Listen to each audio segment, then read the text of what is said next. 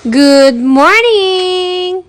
For today's video, maglilinis tayo ng kwarto. Tatanggalin ko muna tong bedsheet ko, yung mga keme-keme dyan. Kasi yung aso ng ate ko, kagabi is nandito.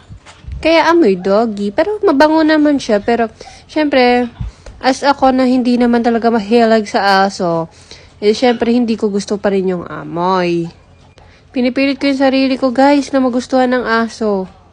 Kasi, yung aso namin, dito sa bahay, nanganak ng 7 piraso. So, ayun na nga.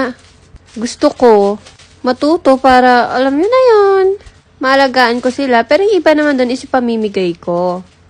Binibilang ko yung mga chocolate kasi para hahatiin ko dito sa mga tao dito sa bahay. Kaya inaano ko na hati-hati para walang anuhan, 'di ba? Pag kasi nilagay ko to agad sa rep, matik, ubus agad to. Paniguradong hindi pa kami nakakain. Ubus na to ng mga bata. Ayan, lumabas din pala ako ng bahay. Pumunta ako sa terrace. Kasi napanood ko yung ate ko sa CCTV na naglilinis siya dito sa terrace.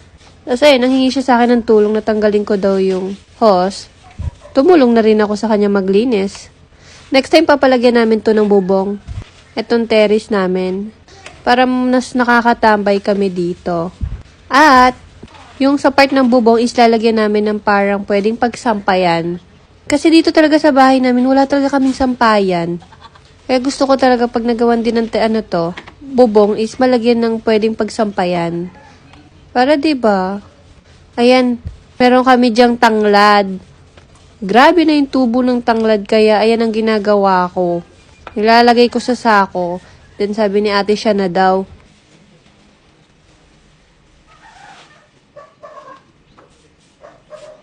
Ginagamit ko yung pako. Kasi tinatamad ako kumuha ng walis sa baba. Ayan naman, inagaw ko na kay ate yung ginagawa niya. Kasi may iba na siyang ginagawa. At saka nakatingin na lang kasi ako sa kanya. Kaya ayan, sabi ko ako naman na magwawalis. Kasi may naasikaso yung ate ko. Kinagabihan, lumabas kami.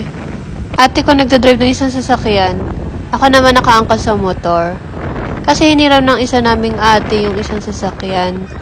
Kaya na-chase kami, masikip. Pupunta kami sa lugawan na favorite naming kinakainan. Bumili din ako ng ihaw. Ayan, salo-salo kami dito. Sobrang sarap.